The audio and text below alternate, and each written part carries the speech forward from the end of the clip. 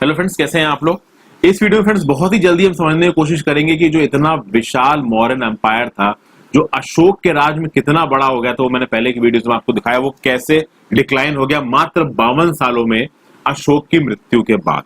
देखिए, अशोक की मृत्यु हुई 232 बीसी में, और 232 में जैसे ही वो उसकी मृत्यु हुई उसके बाद डिक्लाइन शुरू हुआ, और फाइनली 185 टू 183 बीसी में जो आखिरी रूलर था मौर्यन एम्पायर का, बृहदरथ, इसकी हत्या कर दी किसने? पुष्यमित्र शुंग ने।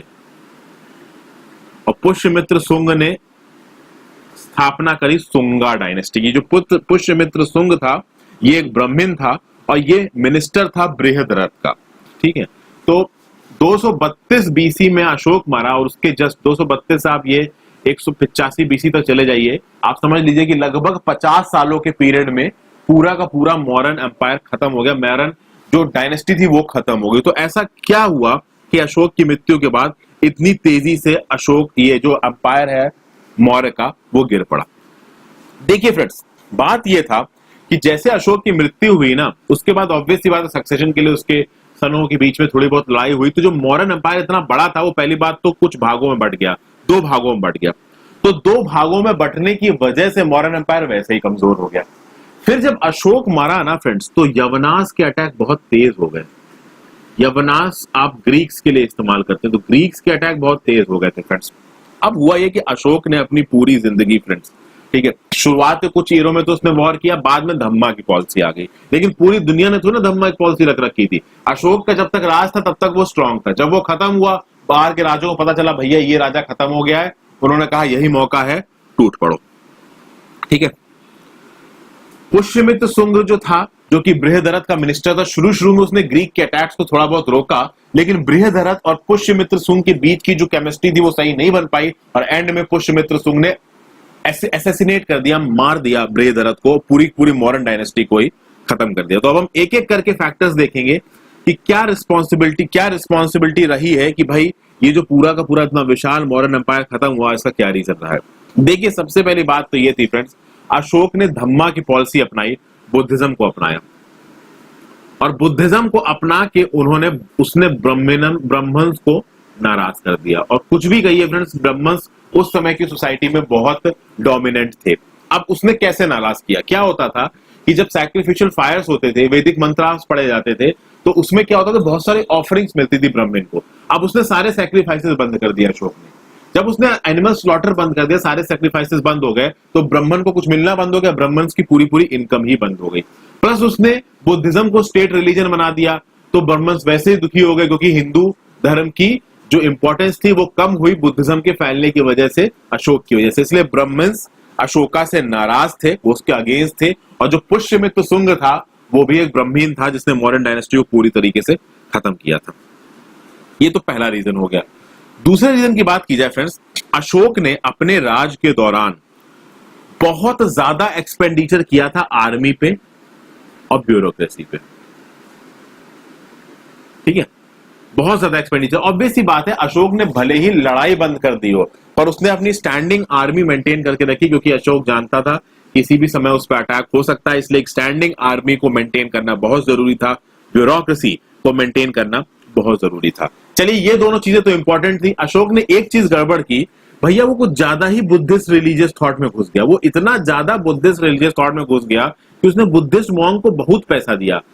बुद्धिज्म धर्म के प्रचार में उसने इतना खर्चा किया है कि उसकी खुद की ट्रेजरी धीरे धीरे एम्प्टी होती गई। और जब अशोक मरेगा ना, तो उसके बाद के जो रूलर्स आएंगे उनके पास पैसों की कमी आएगी, ट्रेजरी क्रंच आएगा, फाइनेंशियल क्रंच आएगा। तो ये फाइनेंशियल क्रंच भी एक कारण था कि बाद के रूलर्स इतने बड़े एम्पायर को ज्यादा दिन के लिए नहीं चला पाए, क्योंकि अशोक काफी पैसा खत्म कर चुका था। उसके बाद अगर बात करें फ्रेंड्स, तो भले ही अशोक का राज मॉरल था, लेकिन अशोक तो भाई सेंटर में बैठता था ना। उस समय तो हवाई जहाज होते नहीं थे कि अशोक 2 मिनट में उड़ के जाके हर जगह देख लेगा भाई क्या चल रहा है। तो जो प्रोविंसेस थी, खासकर नॉर्थ वेस्टर्न फ्रंटियर प्रोविंस, और जो दूर प्रोविंसेस थी, जो मगध से दूर थी, उसके सेंटर से दूर थी, वहां पे प्रॉब्लम ये हो रही थी। पाटलिपुत्र से दूर थी, वहां पे प्रॉब्लम हो रही थी कि वहां के जो प्रोविंशियल गवर्नर्स थे ना, वो बहुत क्रूएल थे, एक्सटॉर्शनिस्ट थे। ठीक है, और आपका ऑप्रेसिव थे। एक्सटॉर्शन में बहुत ज्यादा वो थे एक्सटॉर्शनिस्ट थे। उसके चक्कर में थी कि प्रजा बहुत परेशान होती थी इन लोगों से। तो जब रूलर्स इन प्रजा से परेशान होती थी ना, तो प्रजा या तो खुद ही इनके खिलाफ विद्रोह कर देती थी या किसी बाहर के रूलर को हेल्प करती थी कि भाई इनके खिलाफ विद्रोह करने के लिए। खासकर नॉर्थ वेस्ट फ्रंटियर प्रोविंस में ग्रीक्स ने बहुत बार अटैक किया। वो इसलिए था क्योंकि जो मगध मौर्यन गवर्नर्स थे वो बहुत विकेट थे, बहुत परेशान करते थे लोगों को। अब इस चीज को कंट्रोल करने के लिए अशोक ने स्टेप्स लिए थे। अशोक से पहले उसके फादर बिंदुसार ने भी स्टेप्स लिए थे, लेकिन वो स्टेप्स इतने इफेक्टिव थे नहीं, ये गवर्नर्स पूरी तरीके से ठीक नहीं हुए। तो जो लोग थे वो इस राज से परेशान हो रहे थे। और इससे एक चीज और खुली फ्रेंड्स कि जो ग्रीक्स थे, ग्रीक्स का जो नॉर्थ वेस्टर्न फ्रंटियर प्रोविंस के बगल में ही बहुत सारी कॉलोनीज थी, तो ग्रीक्स कंटिन्यूअसली अटैक कर रहे थे नॉर्थ वेस्टर्न फ्रंटियर प्रोविंस में मौर्यस की। और उसके चक्कर में अफगानिस्तान में उन्होंने अपनी एक किंगडम बना ली थी जिसका नाम था बैक्ट्रिया। और ये बैक्ट्रिया बेस बन गया था इन ग्रीक्स का, जिसका इस्तेमाल करके जब अशोक मर जाएगा उसके बाद के रूलर्स पे कंटिन्यूअसली अटैक करेंगे।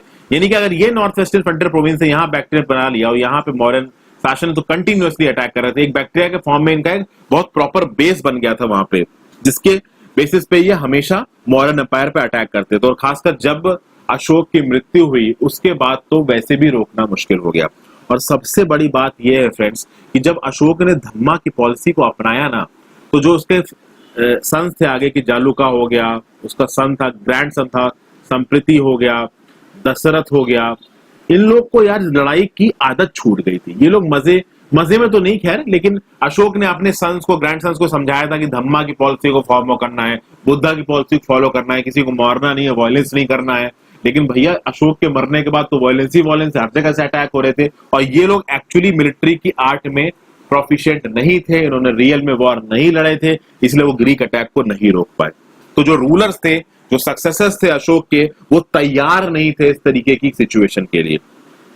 ठीक है, तो ये सारे वजह थी कि क्यों ये इतना बड़ा जो ग्रेट मौर्यन एम्पायर था गिर गया।